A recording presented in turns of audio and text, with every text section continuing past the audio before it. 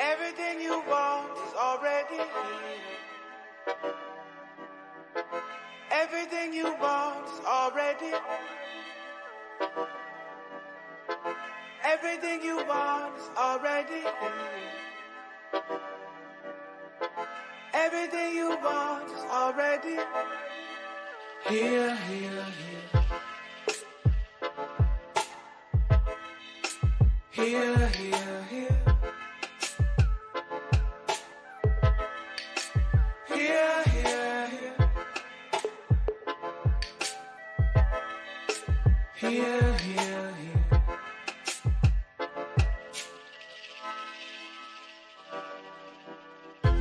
Energy, hold tight.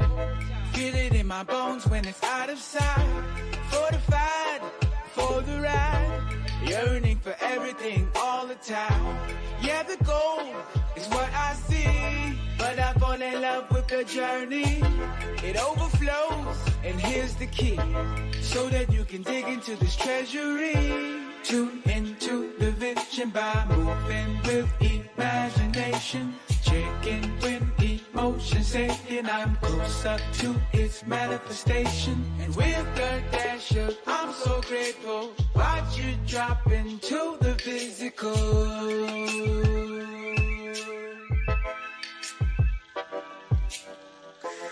Everything you want is already here. Here, here, here. Everything you want is already here, here, here. Everything you want is already here. Here, here, here. Everything you want is already here, here, here. I melt when you hold me, whisper in your ear that I am near. Your warmth brings me great relief. Toe to toe with you, may I be always, always be. You ain't gotta work hard, baby, let go. It's already handled from the get-go. Just keep this memory central and show up, yeah, let the vibe send you. And you ain't gotta work hard, baby, let go. It's already handled from the get-go. Just keep this memory central and show up, yeah, let the vibe send you. Everything you want is already here. Here, here, here. Everything you want is already here, here, here. Everything you want is already here. Here, here, here. Everything you want is already here, here, here. Here, here, here. Here, here, here,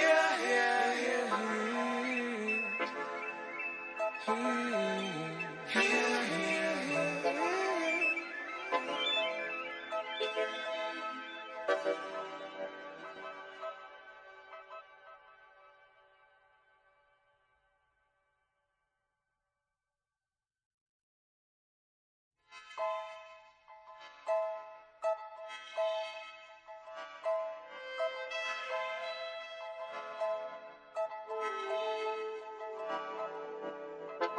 Everything you want is already here. Everything you want is already.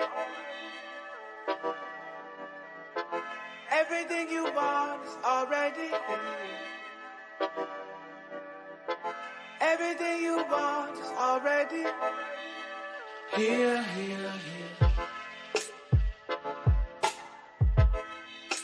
Here, here, here. Here, here, here. Here, here, here.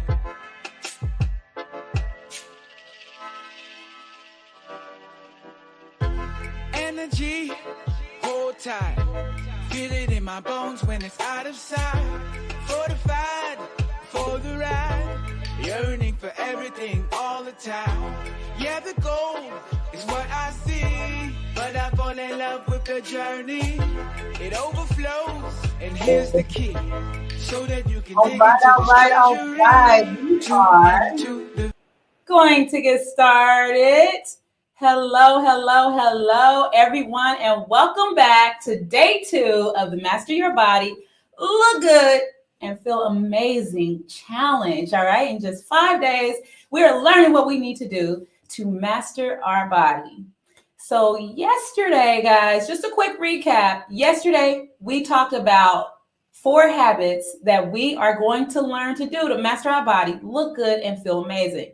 Our first habit was mastering our mindset.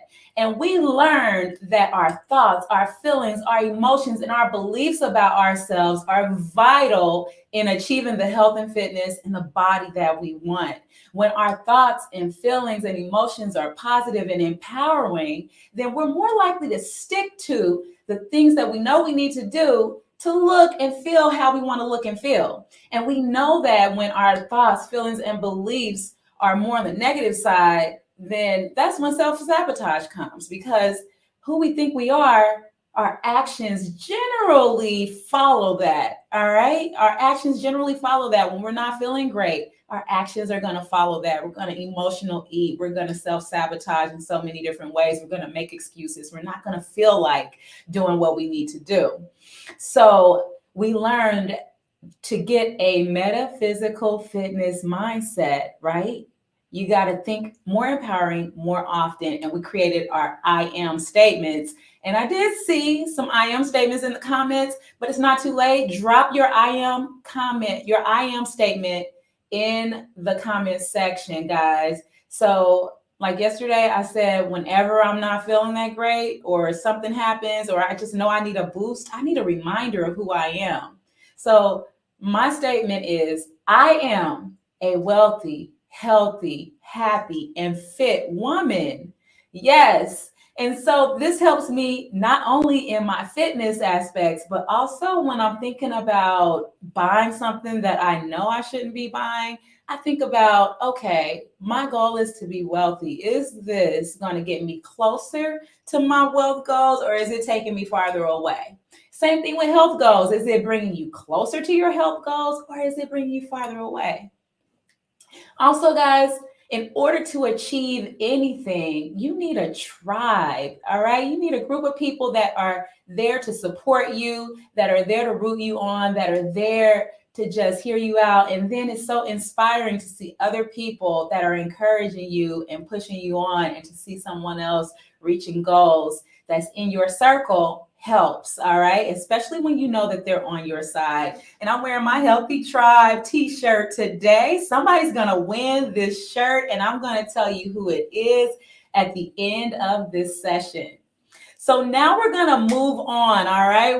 We're going to move on to habit number 2. This is what we're talking about today. It's habit number, I gave it away. Habit number 2.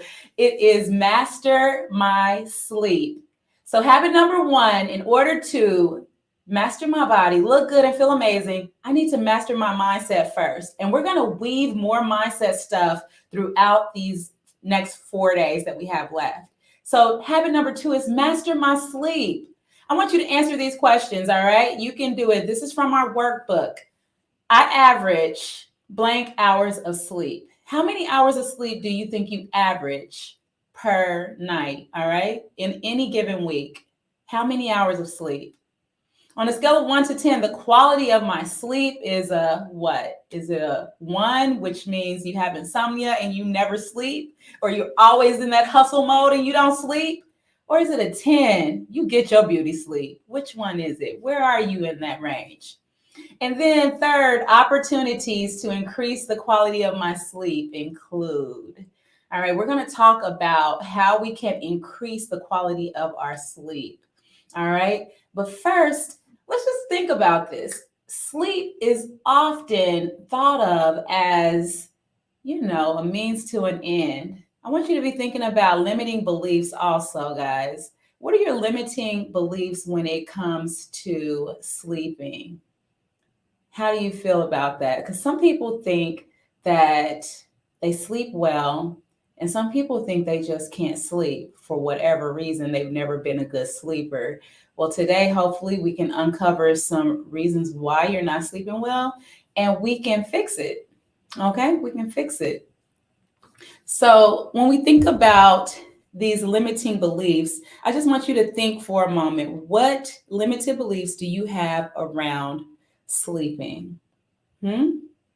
So sleep is often thought of as just resting and a means to an end, but it's actually a really vital part of our overall well-being, physically and metaphysically.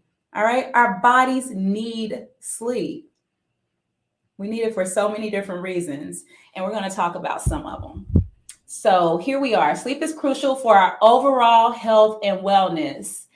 If you can put in the comments section, let me know um, what you think sleep is. Like, what do you think? Why do you think you need to sleep? What are the benefits you get from sleeping? So, someone in the comments section says they're not sleeping well at all. Menopause is killing her. Ooh, those hormones. Yes, we're going to talk about that, okay?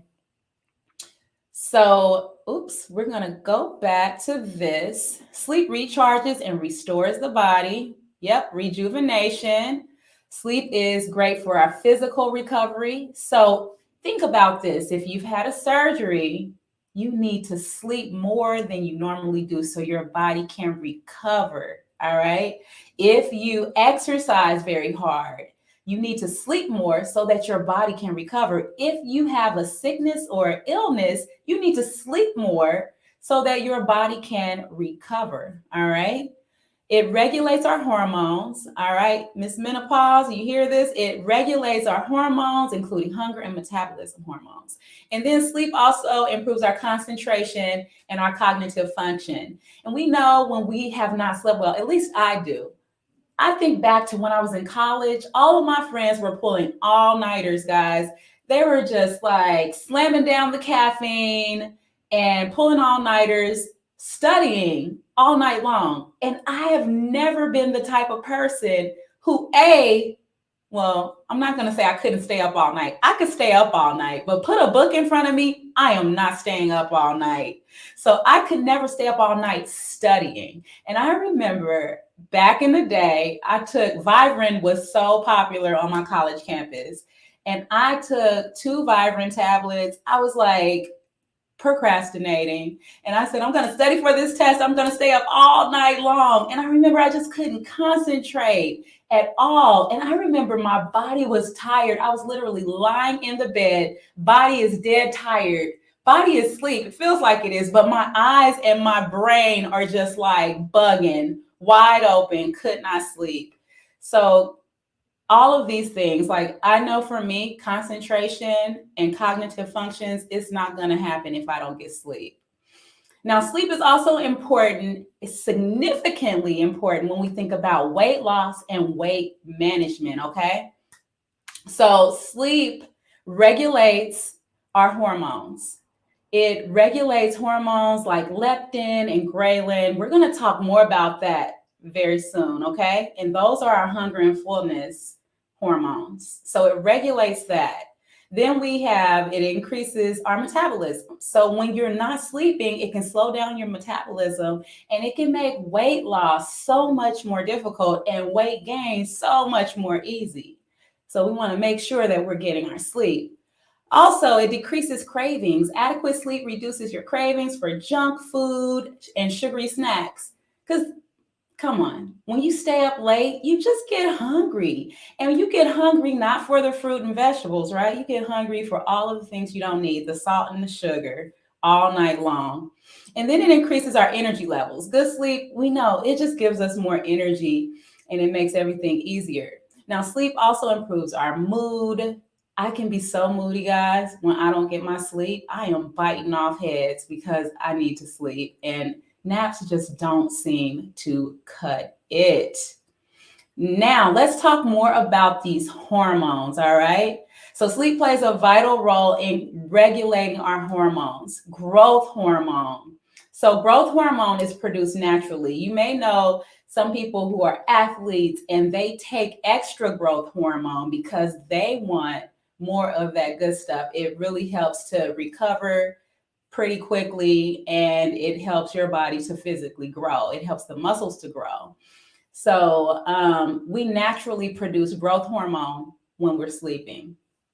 Cortisol. Let's talk about this. We know that cortisol is a stress hormone. All right. And it's regulated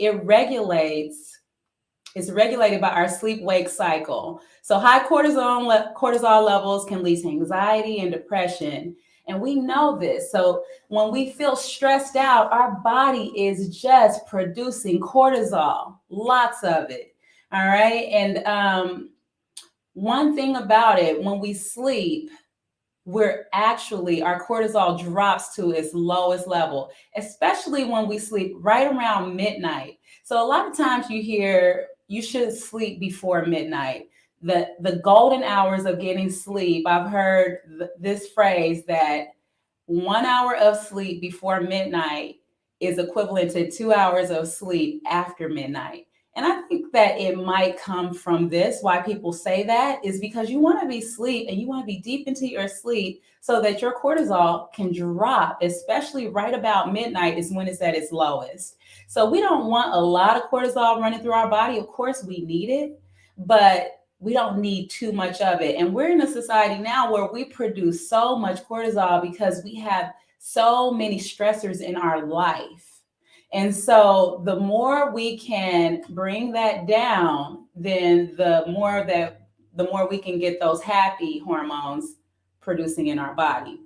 So another thing to think about is our cortisol peaks at its highest 1 hour after waking. So we have to think about, what are we doing when we're awake? What can we do, even though we know it's at its peak? What can we do to remain calm and calm, within our body so that even that peak is not that high? Now, melatonin, this is another one. Have you guys heard people lately talking about melatonin tablets and gummies and things like that?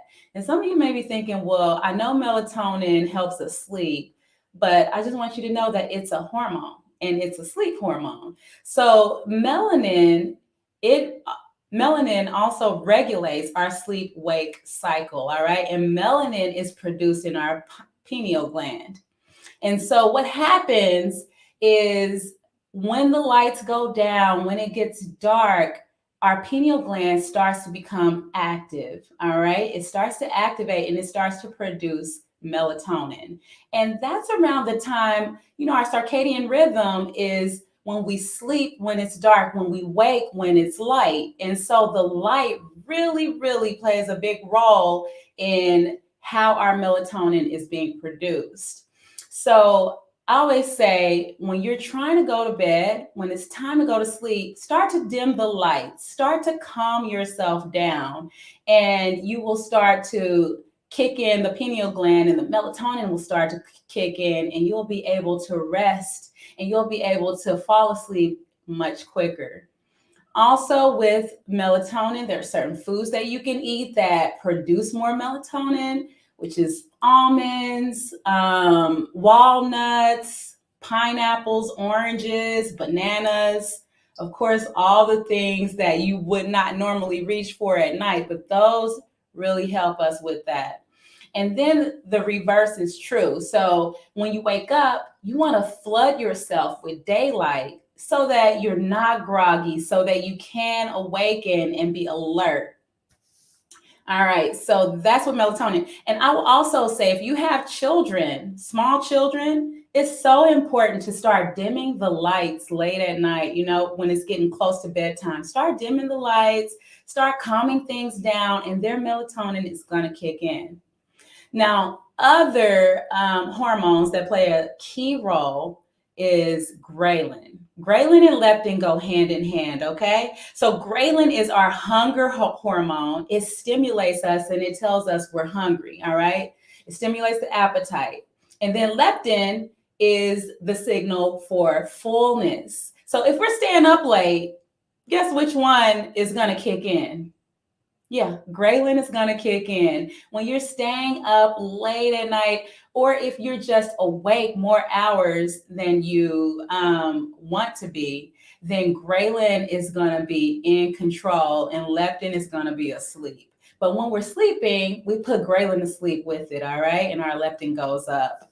That's why we're not awakened trying to eat. And if you are, then that is just an imbalance emotionally, or there is some other type of imbalance going on. And that's when it's time to really take a look at what's going on inside.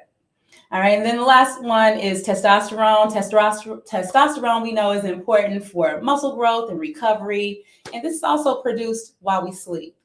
All right. All the good things are produced while we sleep.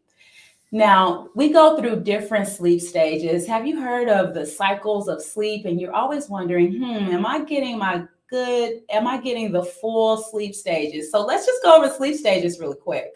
So stage 1 is when you're falling asleep. And I always tell my husband, he's always in stage 1 because he's like, babe, let's watch this movie. And then I look over and he's nodding out. So, the transition to sleep is stage 1. It's light, it's non-REM. You can still hear what's going on. You awaken easily. You're not even close to being in that deep sleep. Stage 2 is light non-REM sleep as well. And we spend about 50% of our sleep hours in stage 2. And now this is when the blood pressure drops, our body temperature drops. And this is when we're processing memories and emotions and things that happen during the day. And it also regulates our metabolism. So it's cool that we're here about 50% of the time. Stage 3 is deep sleep, but it's non-REM sleep, all right? So we are in stage 3, about 12 to 25% of our sleep. And this is where most of the body systems are repaired and replenished. And that's what we hear about a lot, repair and replenishing. So if you are sick or ill or had a surgery or had a really hard workout and tore those muscles up, this is where our body goes in and it repairs, all right? And this is the most crucial stage for our health and for our body, all right? Now, stage 4, this is REM sleep. That's rapid eye movement. And this is important for brain health, all right? And we're mostly here during the second half of the night. And this is where our dreams occur. Adults are here about 20% of our sleep hours, while infants are here about 50%. So these are our sleep stages. And when we go through these sleep stages, we actually go through cycles, okay? You go through a cycle of stage 1 or 2, 3, 4, 1, 2, 3, 4. You go through these different stages throughout the night. Why do adults need about 7 hours of sleep? So I haven't even said it, but as an adult, we need a minimum of 7 hours of sleep.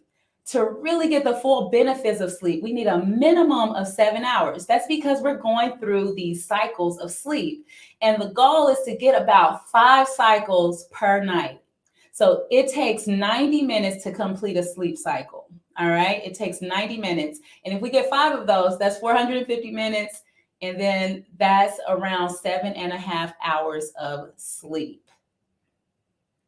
So let's talk about this hustle versus sleep.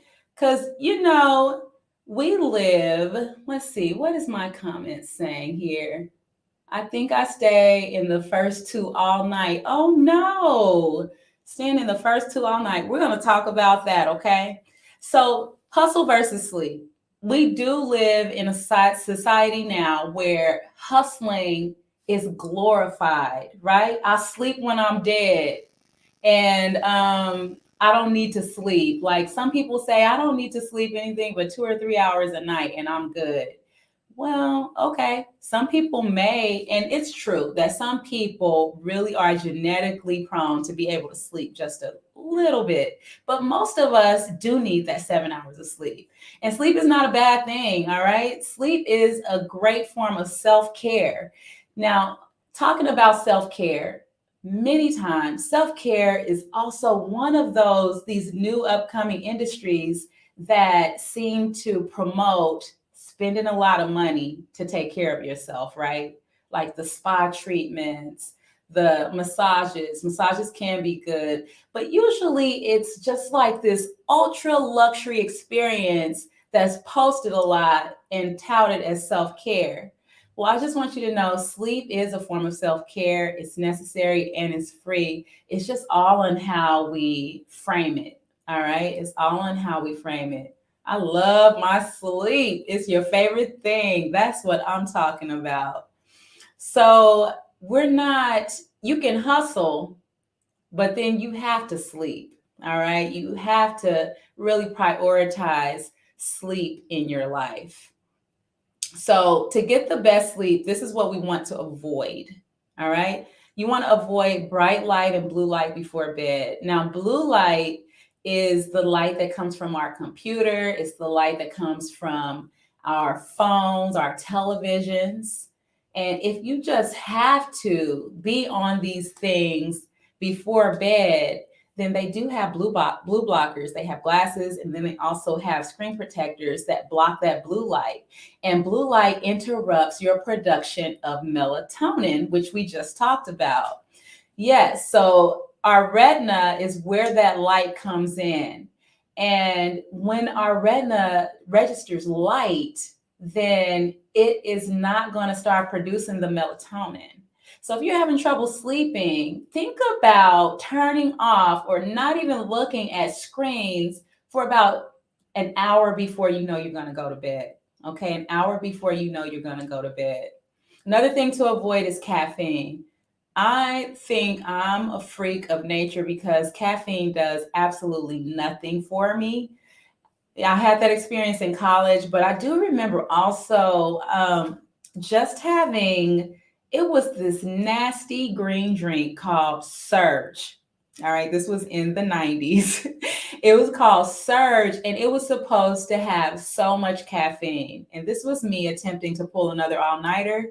This is before I even realized, girl, you are not built for that. So I drank some Surge, maybe like 2 cans of it, and I just went to sleep. I didn't even stay up studying. I graduated though, you guys. I made it through, okay? Somebody remembers those. Yes, those Surges were, they were gross. And they were like worse than Mountain Dew. Ugh. All right, so avoid caffeine, avoid heavy meals. Have you ever tried to have a heavy meal and then call yourself going to sleep? Well, you can go to sleep. That's when that itis kicks in, but it's not a good sleep. It's just a heavy, groggy type sleep, and that's not what we're going for. Day naps can also wreck your sleep at night. I understand sometimes we need those naps, but what we want to do is start regulating our sleep at night and lessen the need for day naps. Alcohol before bed, that can be a disaster as well and keep you up at night or have you sleeping really heavy and not have a good restful sleep. And then hot baths and showers before bed. So when you take a hot bath or a hot shower, what you're doing is bringing your body temperature up. And when we go to sleep, we want our body temperature to go down. So our body has to work extra hard to bring our body temperature back down before we go to sleep, before we go to bed. So it's just adding an extra step for our body and making it not fall asleep as quickly. Now, what can we do? This is how we're going to increase our quality of sleep. All right, we increase it by prioritizing it. Now that this is at the top of mind, we're thinking we need to prioritize. Yeah, that hot bath is no good right before bed. So we want to prioritize our sleeping. And we can do this by creating a sleep schedule. Now that we know we need at least 7.5 hours of sleep, right? And you're going to take about 20 to 30 minutes to fall asleep. So you want to reverse it. You want to think, okay, I'm going to get up. I need to wake up. If you need to wake up at 7 a.m., then you need to be asleep. You need to be hitting the bed 8 hours before that, around 11 p.m. at the latest. If you get more, great. But that's how you want to create your sleep schedule. And you want to create a regular schedule. So the research says When you go to sleep and when you wake up at the same time every day, that is optimal to you being on your circadian sleep rhythm, all right? Your circadian rhythm. So that means, yes, y'all, even on the weekends, you want to go to sleep at the same time and wake up at the same time. I know me in the past, I have been like, oh, this is my day to sleep in, and I would sleep in and just love it. But you're going to find that you are going to find your optimal rhythm if you can do that. Now, this is something, full disclosure, that I'm working on right now. I'm working on going to sleep and waking up at the same time. And when I do that, I definitely feel more productive and I feel just lighter. I feel better. I feel more energetic. It's like my body knows what to expect. Our body loves being on a schedule, just like children. Like there are parents who have children and they put them on a schedule. And when you're on a schedule, you know what to expect, and your body just flows and goes with that. Now, also to get better quality of sleep, you need to sleep in a cooler room. All right, in the comment section, I want you guys to tell me what is the temperature you think most optimal for sleep. What temperature is most optimal for sleep? I'm going to wait a second and let you tell me. I need anybody. What is your guess? So, I love heat, right? I love to be warm. And in the winter, especially, I warm my house up. And I was getting night sweats for a little bit there. And I was like, man, what is up with me? What's going on with these night sweats? And it will wake me up at night. And yes, I am going through perimenopause. And just these night sweats made me rethink what temperature should it be? All right, we got some 68 to 72s. Y'all, I would have my temperature set at like 75 and be like, this is good. Because I love like 77 in the house during the winter. I know it's warm, but I just like being warm. So you guys are yes, 68, 72. Great. 65 to 68 is the optimal temperature to sleep in. 65 to 68. So you guys are smart. You know this stuff.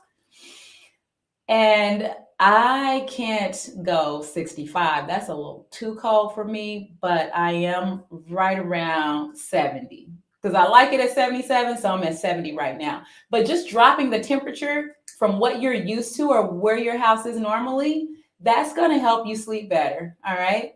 Because our body likes to be cool. Sleep in a dark room. If you can, get one of those masks to cover your eyes so that you can black everything out. Get blackout curtains.